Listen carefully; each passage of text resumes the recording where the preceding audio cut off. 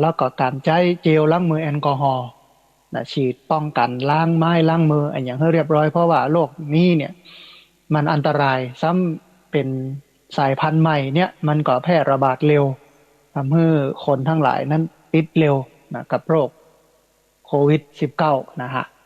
แถมเรื่องท่านผู้ฟังอ่านในวันที่10 17สิงหาคม พุทธศักราช2565ซึ่งเป็นวันครบรอบ10ปี1 ทศวรรษของที่พักสงฆ์สถาบันธรรมาภิวัตน์ณบ้านซบเตินตำบลซบปาดอำเภอแม่เมาะจังหวัดลำปางอาตมาภาพพร้อมกับคณะกรรมการก็จะจัดงานครบรอบ1 ทศวรรษ10ปีที่พักสงฆ์สถาบันธรรมาภิวัตน์ความดีความงามคุณค่าและความหมายต่อสังคมขึ้น ในวันนั้นก็เมื่อเจ้าเนี่ยก็จะเป็นพิธีสงฆ์นิมนต์พระสงฆ์จำนวน9 รูปมาเจริญพระพุทธมนต์มาเจริญพระพุทธมนต์เสร็จแล้วก็มีการไหว้พระมีการสมาทานศีลพระสงฆ์เปิ้นเจริญพระพุทธมนต์เสร็จแล้วก็ถวายปัจจัยแล้วก็ทายธรรมนะเพราะฉะนั้น ตอนนี้ก็เรียนเชิญเจริญพรท่านผู้ฟังได้มาร่วมบุญกันเป็นเจ้าภาพปัจจัย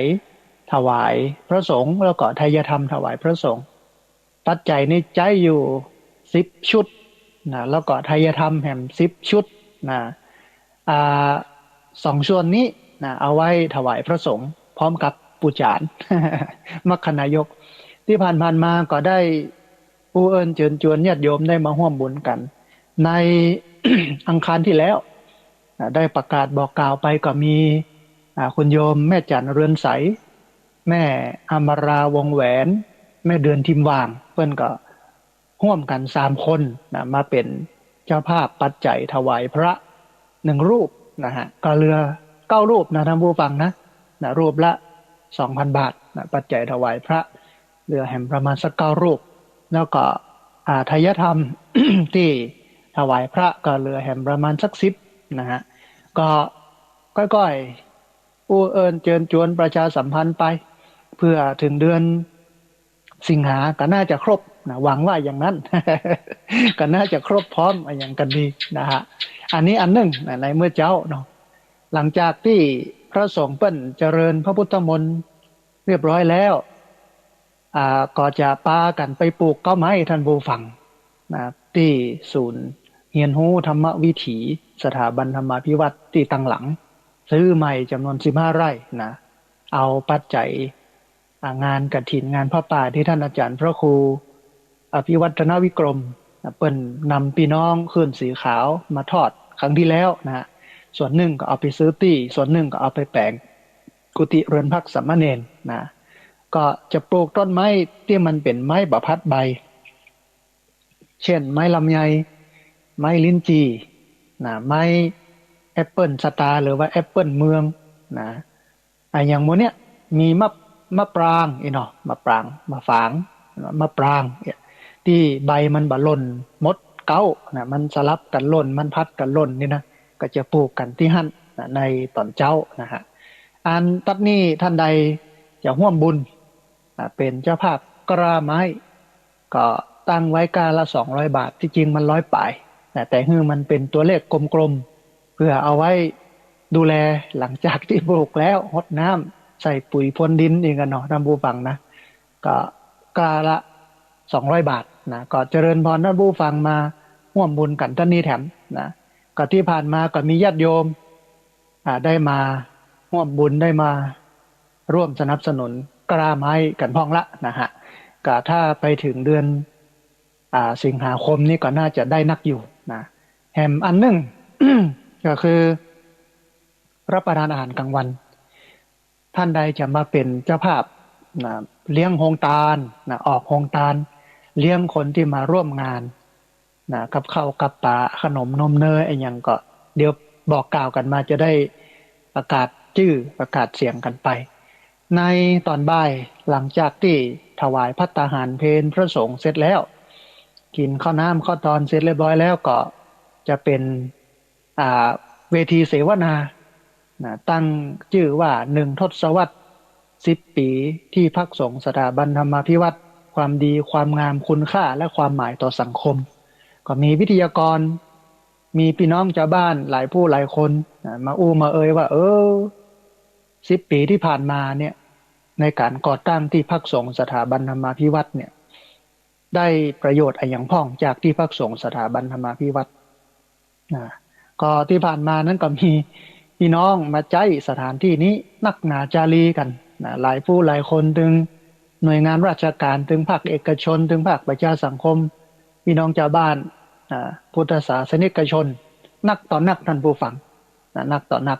ก็คนหมู่นั้นก็จะมาอู้ถึงประโยชน์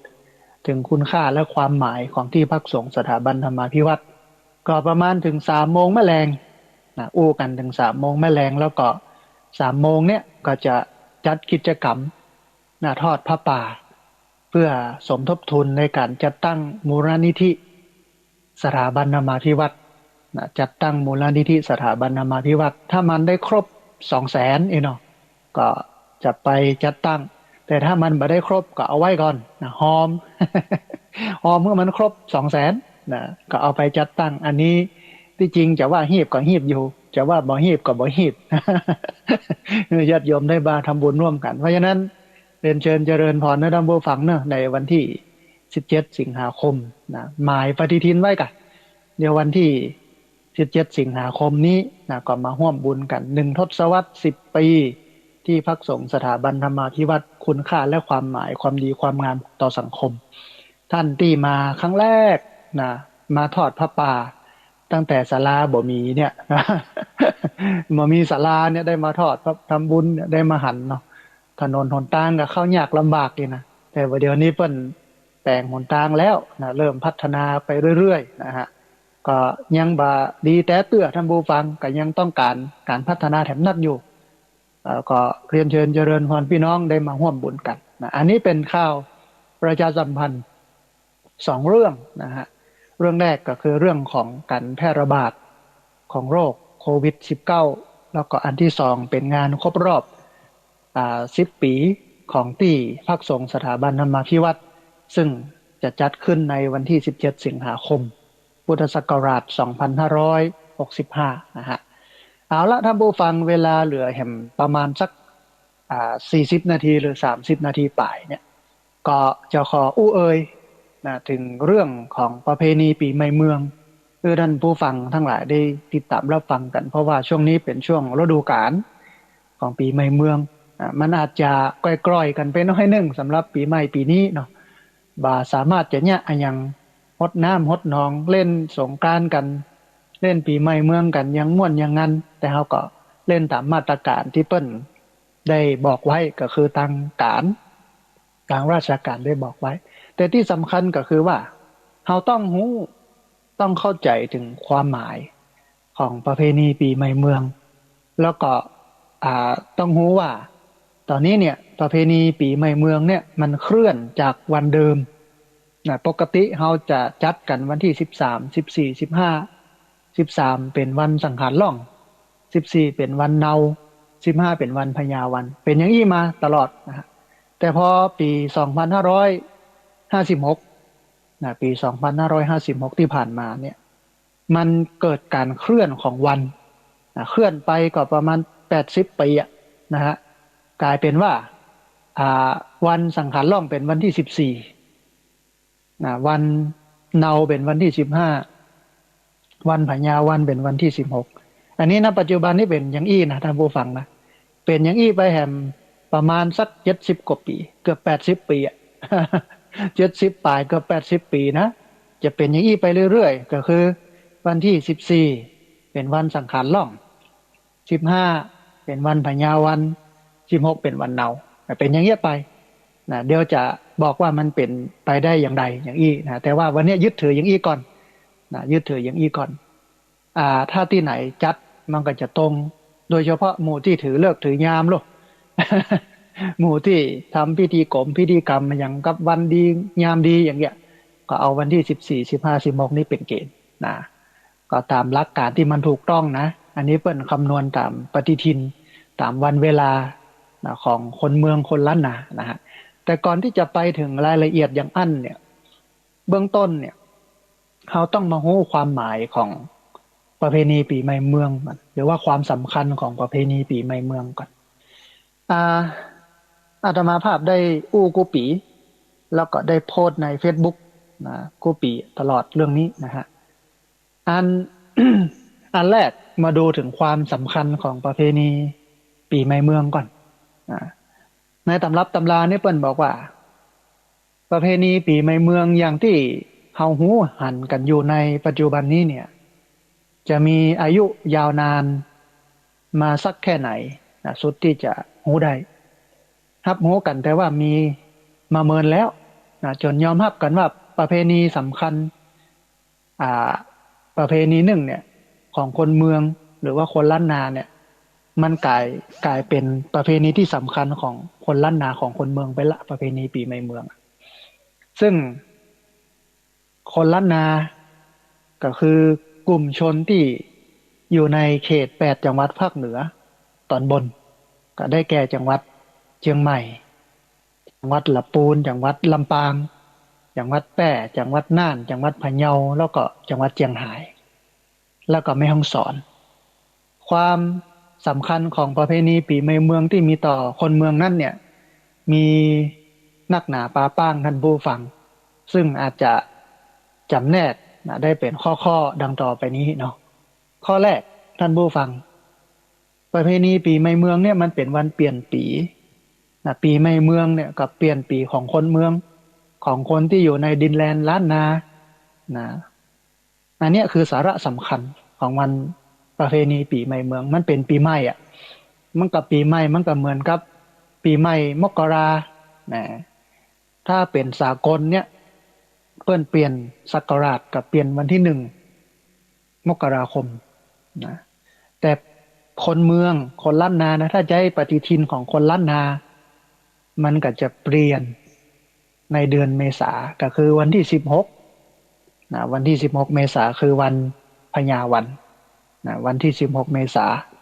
จะเปลี่ยนกันวันนั้นนะฮะอันด้านผู้ฟัง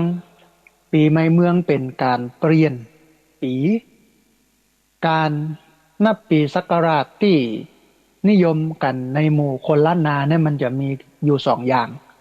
คือพุทธศักราชแล้วก็จุลศักราชนะนับกัน2 อย่างนะคือพุทธศักราชแล้วก็จุลศักราชการนับปีพุทธศักราชเนี่ยเริ่มต้นนับตั้งแต่ปีที่พระพุทธเจ้าปรินิพพานแล้วก็ถือเอาปีที่พระพุทธเจ้าปรินิพพานก็คือตายเนี่ยท่านผู้ฟังเป็นปีพุทธศักราช1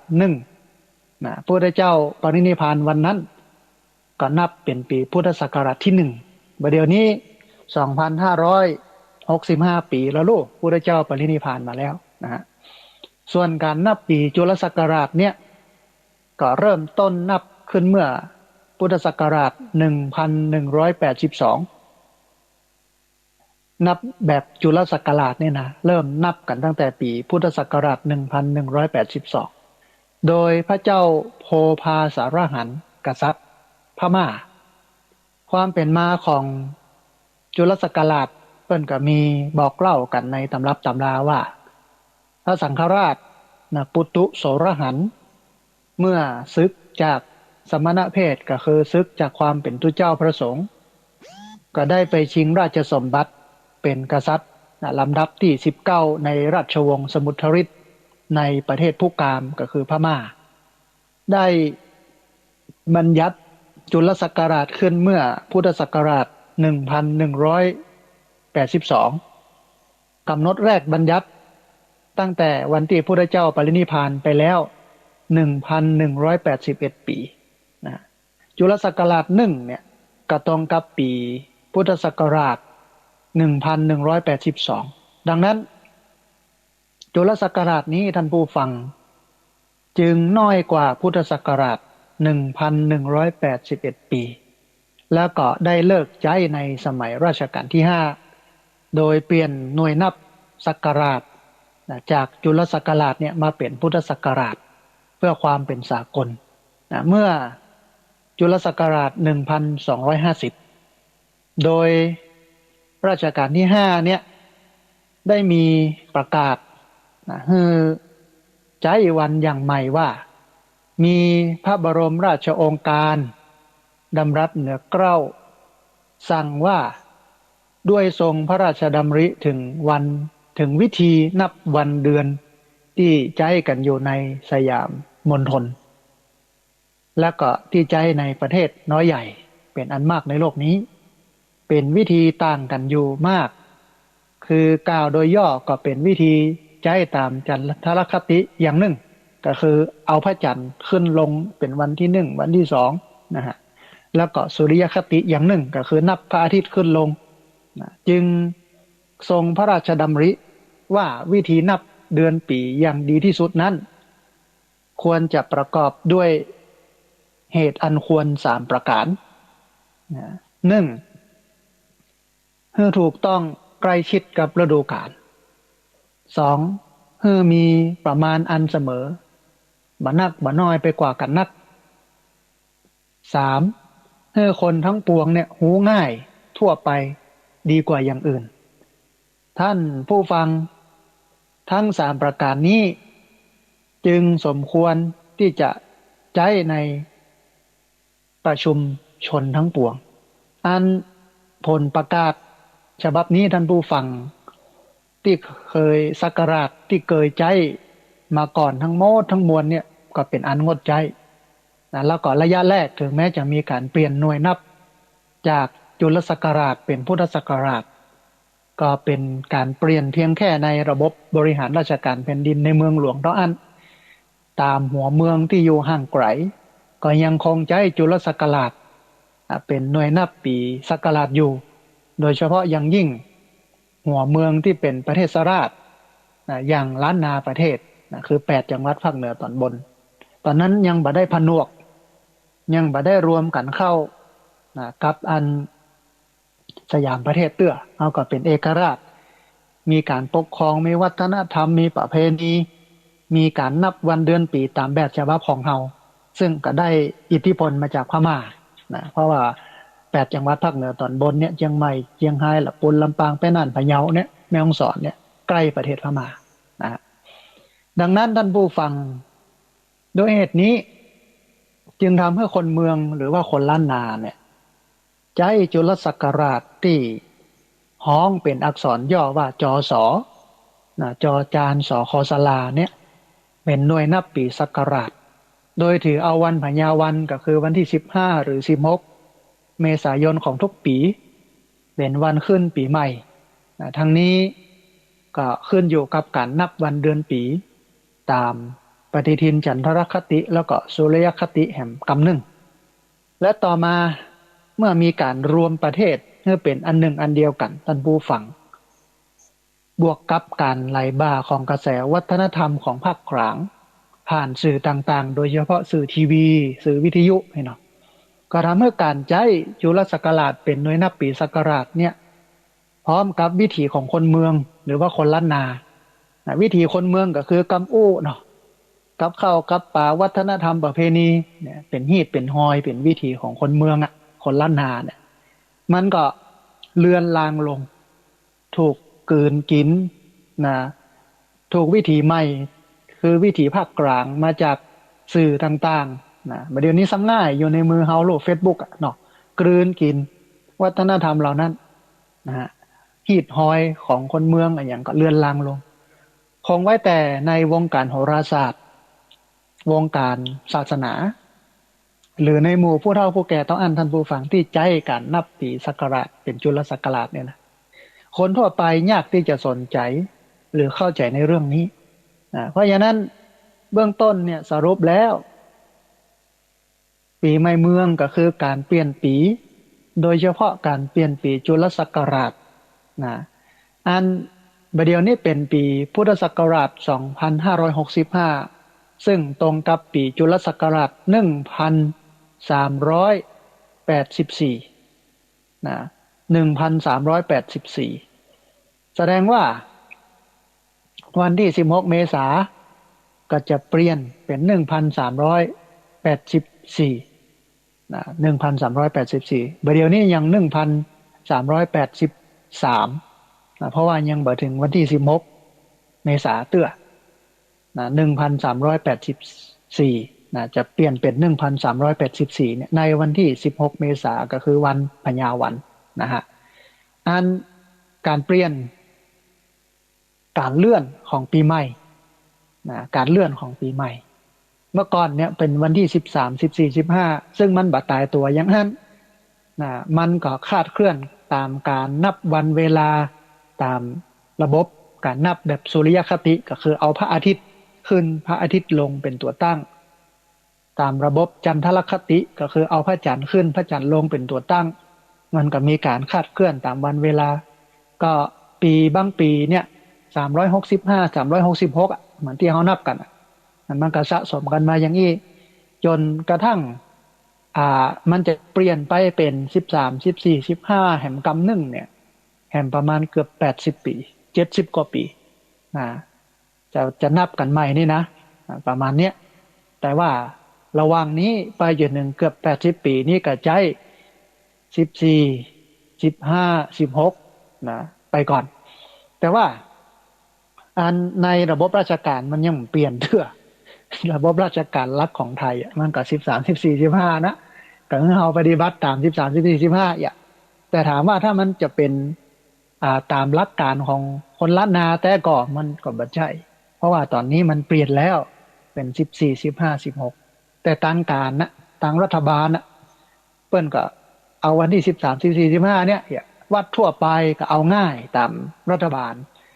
นะตามทางการเพราะว่ามันเป็นวันหยุดโลกแต่ถ้าไปจัด14 15 16มันไม่หยุดใครจะมากินมาตานที่วัดคนก็มีนี้เนาะก็เอาละ13 14 15ตัวเปิ้นนะแต่ถ้าให้ถูกต้องแต่นี่นะก็คือ14 15 16แต่ส่วนใครจะเนี่ยอย่างใดนั่นก็เป็นเรื่องของชุมชนเป็นเรื่องของวัดของชาวบ้านแต่ละที่แต่ละอย่างแตกต่างกันไปมาได้สาระสำคัญอย่างท่านผู้ฟังนะเพราะว่าสิ่งพวกนี้คนมันสมมติขึ้นทั้งหมดว่ามีไอ้อย่างดีมีไอ้อย่างเสียนะเนี่ยได้13 14 15ก็ได้14 15 16ก็ได้แล้วแต่นะบ่ต้องไปอู้ถึงเรื่องวันดีวันเสียเลิกงามในพระพุทธศาสนาบ่มีสิ่งเหล่านี้เนี่ยดีเมื่อใดก็เป็นวันดีเมื่อนั้นแต่ว่าบอกให้รู้ว่ามันเปลี่ยนเนอะจาก13 14 15เนี่ยเป็น14 15 16เปลี่ยนเมื่อปี2565นะมันก็เปลี่ยนมา56ขออภัย2556เปลี่ยนเมื่อปี2556นะฮะเป็น14 15 16 14เป็นวันสังขารล่อง15เป็นวันเนา16เป็นพญาวันอย่างนี้เป็นต้นอันนี้อันแรกความสำคัญของประเพณีปีใหม่เมืองก็คือเป็นการเปลี่ยนศักราชจากจุลศักราช1383เป็น1384ในวันที่16เมษายนก็คือวันพญาวันคนเมืองเปิ้นกันนับปฏิทินแบบเมืองโดยใช้จุลศักราชแต่อย่าลืมว่าคนเมืองเนี่ยก็ใกล้ชิดกับพม่ามาปกครองเอาก็รับเอาวัฒนธรรมการนับปฏิทินแบบพม่าเนี่ยมาใช้นะฮะมาเป็นของเฮาเป็นของคนล้านนามีภาษาเขียนมีภาษาอู้มีจารีตหินหอยมีวัฒนธรรมนะฮะเอาก็เอาของเปิ้นมาอย่างนี้เอาก็นับกันตามนี้ก็คือ1383จะเปลี่ยนศักราชใหม่ปีใหม่กับวันที่16เมษายน1384นะฮะอันนี้อันแรกเนาะปีใหม่เมืองก็คือเป็นวันเปลี่ยนปีเปลี่ยนจุลศักราชจากจุลศักราช1383เป็น1384ในวันที่16เมษายนพุทธศักราช2565นะฮะอันที่สองท่านผู้ฟังเป็นการเตือนตัวเก่าการเปลี่ยนปีเนี่ยท่านผู้ฟังมันทำให้มีอายุเพิ่มนักขึ้นการที่อายุเพิ่มขึ้นเนี่ยก็จะเป็นการย้ำเตือนให้คนเมืองรู้ถึงความเปลี่ยนแปลงของวัยโดยวัยละอ่อนเนี่ยก็จะรู้สึกว่าตัวเก่าเนี่ยใหญ่ขึ้นเป็นหนุ่มเป็นสาวลูกซึ่งเป็นวัยที่มีพลังนักหรือเป็นวัยที่จะ เนี่ยสิ่งต่างๆได้นักบอกว่าจะเป็นทั้งแง่บวกแง่ลบแง่ดีแง่เสียดังนั้นคนในวัยนี้จึงควรนำเอาพลังที่มีอยู่เนี่ยไปใช้ในทางที่สร้างสรรค์ก็คุณหรือว่าประโยชน์ให้กับสังคมมากกว่าจะไปก่อทุกข์ก่อโทษให้กับสังคมอันที่ก่อทุกข์ก่อโทษนี่ก็คือกินเหล้าในช่วงปีใหม่13 14 15 14 15 16กินเหล้าเมายาขับรถขึ้นหล่องตีหัวกันนะก็ปรับไม่เหตุละอ่อนเนาะละเด็กละอ่อนสร้างสรรค์พัฒนาเนี่ยเพื่อมันเกิดประโยชน์ไม่ใช่ต้องพ่อแม่ต้องไปทุบกับลูกกับหลานกินเหล้ารถสแลบกินเหล้ามาบุบหูตีตากันเนี่ยก็เป็นคนใหญ่ขึ้นแล้วลูกละอ่อนเป็นหนุ่มเป็นสาวขึ้นแล้วนะทีนี้วัยหนุ่มวัยสาวเราเป็นอย่างไรท่านผู้ฟังหนุ่มสาวนี่จะรู้สึก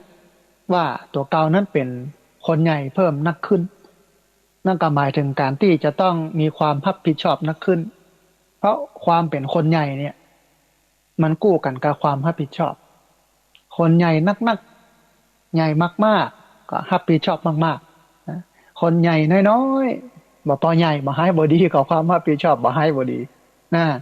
เพราะฉะนั้นคนหนุ่มสาวเนี่ยจะรู้สึกว่าตัวเก่านั้นเป็นคนใหญ่เพิ่มนักขึ้นนั่นก็หมายถึงการที่จะต้องมี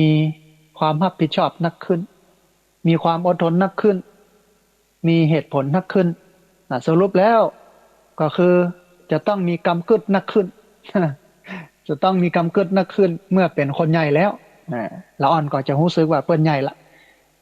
วันที่16เมษาก็เป็นวันเปลี่ยนศักราชแห่งปีนะเป็นปีเป็นการเปลี่ยนปีเมื่อเปลี่ยนปีก็คือว่าเฮาเป็นคนใหญ่นักขึ้นทีนี้วัยคนใหญ่เราท่านผู้ฟังคนใหญ่จะรู้สึกว่าตัวเก่านะเริ่มก้าวย่างสู่วัยชราเป็นวัยที่พ้นจากการกินการแอวการเล่นสนุกสนานเพลิดเพลินแล้วก็การมั่วสุมยุ่งเกี่ยวกับอบายมุขแล้วเพราะว่าเป็นวัยที่จะต้องเป็นที่เปิ้งหรือเป็นแบบอย่างในทางที่ดีให้กับคนวัยหนุ่มวัยสาวคนใหญ่นะก็จะต้องดำรงตนไว้ให้เป็นคนที่มีศีลมีธรรมเป็นคนที่น่ากราบน่าไหว้น่าเคารพนับถือเป็นแบบอย่างให้กับลูกให้กับหลานแล้วก็คนเฒ่าเหรอท่านผู้ฟังผู้เฒ่าผู้แก่เนี่ยก็จะรู้สึกว่าใกล้จะถึงที่สุดของการเดินทางบนเส้นทางแห่งชีวิตแล้วดังนั้นคนในวัยนี้จะหันหน้าเข้าวัดเพื่อแสวงหาความสุขความสงบในบั้นปลายชีวิตแล้วก็เพื่อที่จะสั่งสมเสบียงก็คือบุญเอาไว้ในภพหน้าเอาไว้ในชาติหน้าอันนี้คือผู้เฒ่าผู้แก่นะทำบุญหวังว่าบุญนั้นจะเอาไว้ใช้ในชาติหน้าในปลายหน้านะฮะแถมอันหนึ่งท่านผู้ฟังปีใหม่เมืองนั้นเป็นการชำระสะสางสิ่งที่มันบ่ดีปีใหม่เมืองเนี่ยท่านผู้ฟังเป็นโอกาสที่คนเมืองหรือว่าคนล้านนาเนี่ยจะสำรวจตรวจสอบสิ่งต่างๆที่ล่วงเลยมาแล้วไม่ว่าจะเป็นการกระทำพฤติกรรมแล้วก็ข้อปฏิบัติต่างๆเมื่อพบข้อบกพร่องก็จะตั้งจิตอธิษฐานละเว้นการกระทำที่มันเป็นความชั่วเหล่านั้นโดยให้การกระทำที่เป็นความชั่วเหล่านั้นเนี่ยมันตกไปกับไฟมันไหลไปกับน้ำมันล่องไปกับสังขารแล้วก็ตั้งต้นทำในสิ่งที่ดีต่อไปอันนี้คือการชำระสะสางในสิ่งที่มันบ่ดีแต่ปีใหม่เมืองก็เป็นการชำระสะสางตัวเก่านะฮะแต่มันหนึ่งคือเป็นการเริ่มต้นทำสิ่งใหม่ท่านผู้ฟังปีใหม่เมืองนี่เป็นช่วงโอกาสที่คนเมืองหรือว่าคนล้านนาเนี่ยจะตั้งจิตอธิษฐานทำในสิ่งที่ยังทำบ่สำเร็จในปีที่ผ่านมาสำเร็จลุล่วงต่อไปแรงอธิษฐานนี้จะไปกระตุ้นจิตใจที่หดหู่ท้อถอยให้มันมีแรงนักขึ้นจะเกิดการตั้งใจใหม่เกิดความหวังใหม่ความพยายามใหม่ถือว่าเป็นการเริ่มต้นชีวิตใหม่แถมครั้งหนึ่งแถมอันหนึ่งท่านผู้ฟังเป็นวันกตัญญูหรือว่าวันผู้สูงอายุปีใหม่เมืองเนี่ยเป็นช่วงโอกาสที่คนเมืองหรือว่าคนล้านนา จะแสดงความกตัญญูกตเวทีต่อปุพการีคือผู้มีพระคุณโดยการทำพิธีขอสุมานะรดน้ำดำหัวบุพการีผู้เฒ่าผู้แก่หรือว่าผู้มีพระคุณนะฮะแต่ว่าอันปีนี้เนี่ยก็ต้องจัดให้มันระมัดระวังกับการแพร่ระบาดของโรคโควิด -19 ถ้าลูกหลานบ่มาก็เป็นหยังนะโทรมาบอกพ่อบอกแม่เฮียโอนสตังค์มาให้ หรือพ่อคือแม่แต่ก่อนได้มาแอวมาแหวงมาหาแต่ประเดี๋ยวนี้มันหลายอย่างมันลำบากนะฮะแห่งมันหนึ่งคือเป็นวันพบญาติหรือว่าวันครอบครัวปีในเมืองเป็นช่วงโอกาสที่คนเมืองหรือว่าคนล้านนาที่ไปทำงานหรือว่าอาศัยที่อื่นจะกลับไปยังถิ่นฐานบ้านเกิดของตัวเก่าเพื่อพบปะพูดคุยไต่ถามสารทุกข์สุขดิบหรือว่าปรับทุกข์เพิ่มสุขให้แก่กันและกันนะมันเป็นการปรับความเข้าใจกันนะแต่ว่าจะไปกินเหล้านะมาปะกันมาซุ้มกันกินเหล้ามันแทนที่จะเป็นการปรับความเข้าใจก็จะมาพิดหัวกันย้อนเหล้าเนี่ยนะฮะถ้ามีเหล้าเนี่ยถ้ามาผสมยมนุ่มกินข้าวกันอย่างนั้นมันจะดีนะแล้วก็ต้องระมัดระวังการแพร่ระบาดของโรคด้วยนะฮะอันนี้คือคุณค่าความหมายความสำคัญของประเพณีปีใหม่เมืองซึ่งมีอยู่6 ประการนะอันแรกก็คือเป็นการเปลี่ยนปีอันที่สองนั้นนะเป็นการเตือนตัวเก่านะเป็นการเตือนตัวเก่าในวัยละอ่อนในวัยหนุ่มสาวในวัยคนใหญ่ในวัยคนเฒ่าอันที่สามเป็นการชำระสะสางในสิ่งที่มันบ่ดีอันที่สี่นี่เป็นการเริ่มต้นทำสิ่งใหม่อันที่ห้าเป็นวันกตัญญูแล้วก็อันที่หกเนี่ยเป็นวันพบญาติหรือว่าวันครอบครัว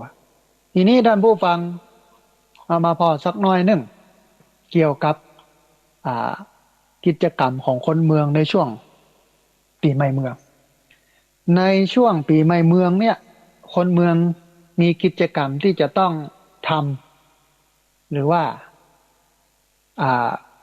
มีประเพณีที่จะต้องปฏิบัตินักหนาจารีพอสมควรเนอะตามวันต่างๆในช่วงเทศกาลปีใหม่เมืองซึ่งสามารถสรุปดังนี้นะฮะอันแรก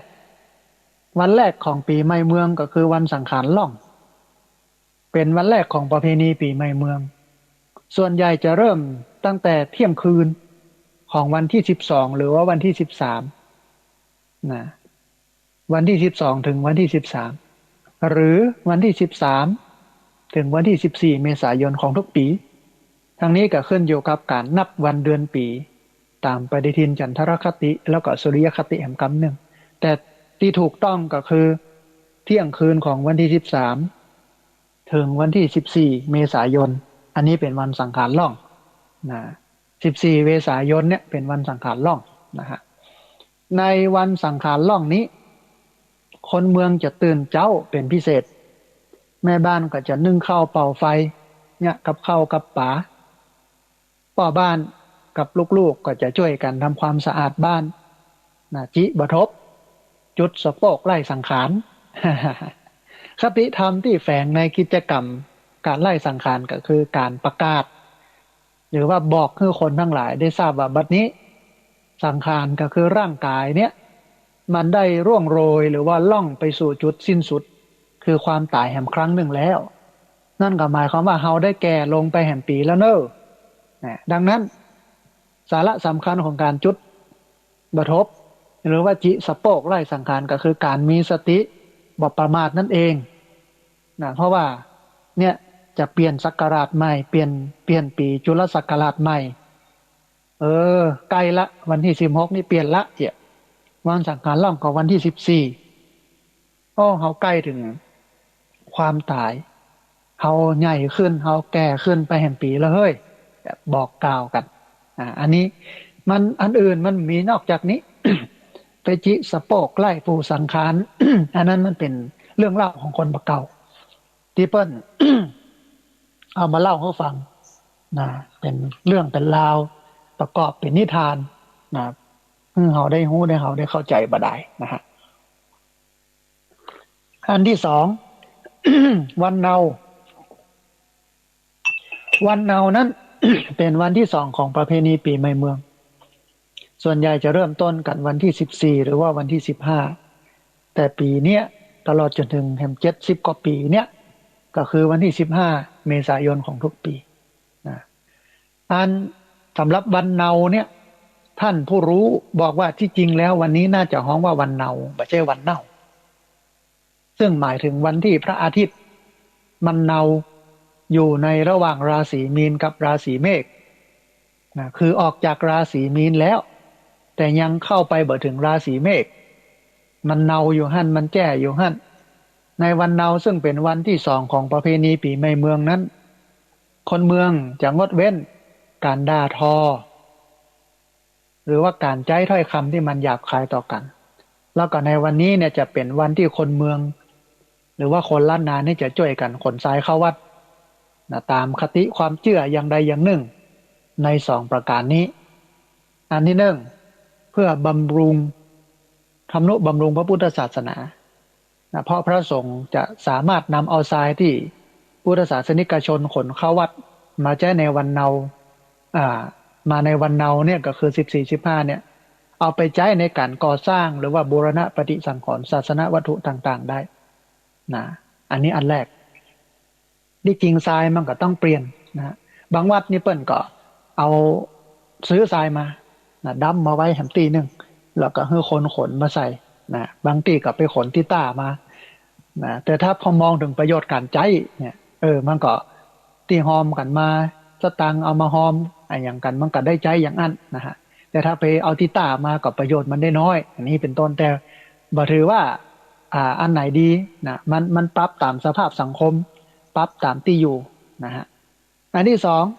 ขนทรายเข้าวัดนี่ก็เพื่อชำระหนี้สงฆ์เพราะอย่างพ่อคณะที่เฮาเดินเข้าออกวัดเนี่ย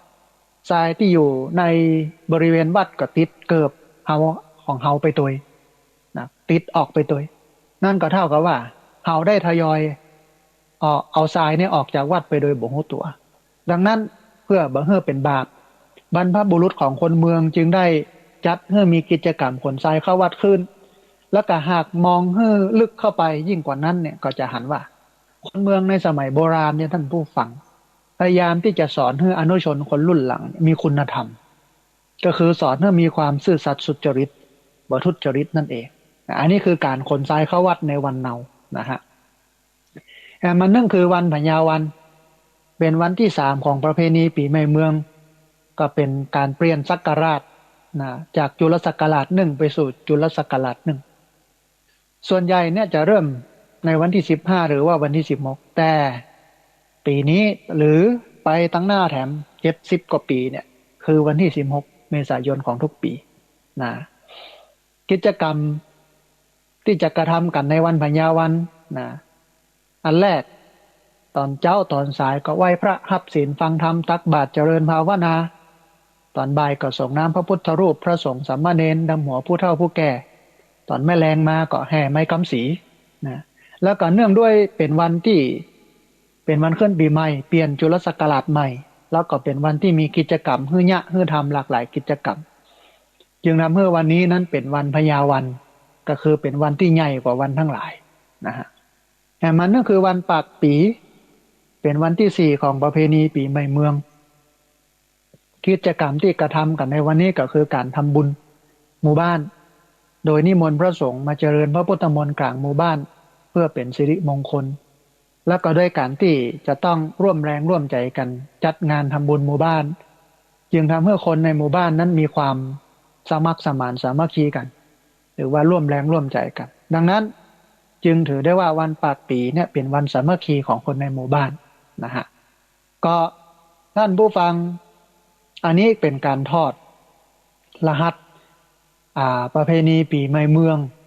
ที่อาตมาภาพได้ถอดออกมาเป็นเรื่องนะให้ญาติโยมได้เข้าใจก็มีอยู่ประมาณสัก2ส่วนนะส่วนแรกเป็นคุณค่าความหมายความสำคัญของวันปีใหม่เมืองซึ่งก็มีอยู่6ข้อนะฮะอันที่สองก็คือเป็นเรื่องกิจกรรมของคนเมืองนะที่จะต้องกระทำตลอดจนถึงสาระสำคัญที่มันแฝงมันซ่อนอยู่ในหั่นเนี่ยในหลายๆเรื่องบอกว่าจะเป็นวันสังขารล่อง วันเน่าวันพญาวันแล้วก็วันปากปีนะคือพุทธศาสนาเนี่ยต้องเข้าใจก่อนว่าเป็นศาสนาของเหตุผลมันมีเรื่องอัศจรรย์พันลึกเรื่องลี้ลับอิทธิฤทธิปาฏิหาริย์อะไรอย่างนักนะฮะเวลามองอะไรอย่างในพระพุทธศาสนาเนี่ยโดยถ้าใจแว่นมอง ถ้าใจแว่นมองแบบพุทธก็จะมองถึงเหตุและผลสร้างเหตุอันนี้เป็นเหตุอันนี้เป็นผลผลมาจากเหตุมันมามีนอกเหตุเหนือผลเรื่องอัศจรรย์พันลึกทรงเจ้าข้อผีอิทธิฤทธิปาฏิหาริย์ดลบันดาลไม่มีในพระพุทธศาสนาถึงมีเปิ้นก็บ่เอา เพราะว่ามันจะขัดกับหลักความเชื่อที่ว่าตนและเป็นที่พึ่งของตนเพราะว่าพุทธศาสนานั้นเป็นศาสนาของการกระทำเป็นศาสนาแห่งการกระทำเปิ้นฮ้องว่าใจกายเนี่ยทำเป็นศาสนาของกรรมคือลงมือทำเป็นศาสนาของเหตุและผลนะเป็นศาสนาที่อู้ถึงเรื่องความเพียรนะวิริยาลัมภะต้องใช้ความเพียรต้องใช้ความพยายามลงมือทำด้วยตัวเองนี่คือพูดแบบใจมารอดลบันดาลอิทธิฤทธิปาฏิหาริย์เสกเป่าคนนั้นคนนี้ไม่มีในพระพุทธศาสนาอันนั้นมันเป็นพราหมณ์มันเป็นผีที่มาสูญในพุทธศาสนาพุทธแท้ๆเป็นอย่างนี้เป็นเหตุและเป็นผลทุกอย่างที่เป็นเรื่องที่อยู่ในพระพุทธศาสนาล้วนมีเหตุมีผลรองรับนะแต่ถ้ามันเหนือไปจากนั้นถ้ามันเป็นเรื่องอัศจรรย์พันลึกเนี่ยสันนิษฐานได้ว่าเป็นเรื่องของไสยศาสตร์เป็นเรื่องของอื่นๆที่นอกเหนือจากพุทธสอดแทรกเข้ามาในพระพุทธศาสนานะฮะแต่ถ้าเป็นพุทธจริงๆเนี่ยคือเหตุและผลมันก็เลยทำให้เรามองถึงคุณค่าของมนุษย์ว่ามนุษย์นี้มีศักยภาพในการพัฒนาตัวเก่าโดยที่บ่ต้องอาศัยสิ่งศักดิ์สิทธิ์นะอยู่เหนือสิ่งศักดิ์สิทธิ์ทีนี้เมื่อเราพิจารณาเรามั่นใจว่าเราอยู่เหนือสิ่งศักดิ์สิทธิ์เนี่ยเราอยู่เหนืออิทธิฤทธิปาฏิหาริย์เนี่ยสิ่งศักดิ์สิทธิ์อิทธิฤทธิปาฏิหาริย์ก็จะบ่มีผลอะไรอย่างกับเราไผจะไม่ใช่อย่างเราก็ไม่ได้เราก็ทำด้วยกำลังความเพียรความพยายามของเราไปอย่างพระพุทธเจ้าเป็นตัวอย่างนี่พระพุทธเจ้าเป็นตัวอย่างใจความเพียรใจความพยายามในการปฏิบัติจนบรรลุธรรมแล้วก็ใจความเพียรใจความพยายามมาเทศมาสอนมาสั่งเราโดยที่บ่มีอิทธิฤทธิปาฏิหาริย์ใดนะฮะทีนี้ท่านผู้ฟังในช่วงแรกของรายการเดี๋ยวหมดเวลาเดี๋ยวเรามาปะกันในช่วงที่สองของรายการประมาณสักตีห้าเกิงพดไปจนถึงประมาณ7 โมงเมื่อเช้าในวันนี้ในช่วงสายๆเนี่ยก็จะไปประชุมที่ในเมืองที่ในเวียงบ่ค่อยสะดวกรับโทรศัพท์จะมีเวลาอันหนึ่งก็คือเวลาประมาณเที่ยงถึงบ่ายเนาะถ้าญาติโยมท่านใดจะโทรเข้ามาหลังจากจบรายการแล้วจะโทรเข้ามาอู้เอ่ยอย่างต่างๆเนี่ยหรือโทรเข้ามาร่วมบุญในงานครบรอบ10 ปีก็คือ1 ทศวรรษที่พระสงฆ์สถาบันธรรมาภิวัตรจะมาเป็นเจ้าภาพปัจจัยถวายพระสงฆ์เป็นเจ้าภาพไทยธรรมตลอดจนถึงเป็นเจ้าภาพต้นไม้กล้าไม้ที่จะเอามาปลูกเป็นเจ้าภาพโฮงตาลอย่างต่างๆเนี่ยเดี๋ยวโทรเข้ามาในช่วงประมาณเที่ยงจนถึงบ่ายโมงในวันนี้นะเพราะว่าหลังจากจับรายการแล้ว8 โมงก็จะเดินทางไปที่ในเมืองเพราะว่ามีประชุมในเมืองทั้งวันวันนี้ก็ได้ได้เอ่ยกับท่านผู้ฟังทั้งหลายไป3 เรื่องเรื่องแรกคือการแพร่ระบาดของโรคโควิด -19 หรือว่าโควิด -19 ที่วันนี้พุ่งทะยานสูงขึ้น1,000 2,000 1,800 2,800อย่างเงี้ยคนตาย90 ปลาย98 คนแล้วยังว่าส่วนใหญ่เป็นผู้สูงอายุที่ไม่ได้รับการฉีดวัคซีนแล้วก็คนที่มีโรคประจำตัวเรื้อรังเรื่องหนึ่งก็อู้ถึงเรื่องของงานในวันที่17 สิงหาคมพุทธศักราช2565ที่จะถึงนี้หลายเดือนนะยังมีเวลาเตรียมตั๋วยังมีเวลาระดมทุน สหาปัจจัยมาร่วมทำบุญกันในวันที่17ก็มีปัจจัยถวายพระรูปละ 2,000 ไทยธรรมรูปละ510 รูปทั้งสองส่วนนี้ไทยธรรม10 ชุดปัจจัย10 ชุดแล้วก็ต้นกล้าไม้ ก้าละ200 บาทนะแล้วแต่จะทำบุญกันมาจะเอากี่ก้ากี่ต้นนะฮะแล้วก็รวมไปจนถึงอันมาร่วมทำบุญเป็นเจ้าภาพภัตตาหารน้ำปะนะได้ตัวนะในวันที่17สิงหาคม2565และเรื่องท้ายที่สุดก็เป็นเรื่องใหญ่เรื่องสำคัญก็คือการถอดรหัสประเพณีปีใหม่เมืองได้ชี้แจงให้ญาติโยมทั้งหลายได้ฟังว่าปีใหม่เมืองปีนี้มันไม่ได้เหมือนเดิมมาตั้งแต่ปี2556ละนะฮะมันเปลี่ยนเป็นวันที่14 15 16มาตั้งแต่ปี256556ละจะเป็นอย่างอี้ไปแฮมนะประมาณเกือบ70 ปีนะเกือบ20 ปีก็นะฮะโดยประมาณนั้นนะฮะเดี๋ยวจะไปเสาะพศที่จะเปลี่ยนถึงก่อนนะว่าจะมีมอกใดเดี๋ยวจะมาโอ้กันในช่วงที่2ของรายการก็ได้โอ้ถึงความหมายว่าที่จริงแล้วมันก็เปลี่ยนปีศักราชนะจากจุลศักราช1ไปสู่จุลศักราช1ก็คือจากจุลศักราช1383เป็น1384นะ1383เป็น1384ในวันที่16นะอย่างนี้เป็นต้นนะเอาละท่านผู้ฟังช่วงแรกของรายการธรรมาภิวัตรก็พอแต่เพียงเท่านี้เดียวเรามาปะกันในช่วงที่2ของรายการในเวลาประมาณสัก4:30ไปจนถึง7:00ไม่เจ้าวันนี้ในช่วงที่1นี้อาตมาภาพก็ต้องขอนำเอารายการจากลาท่านผู้ฟังทั้งหลายไปก่อนก็ขอเจริญพร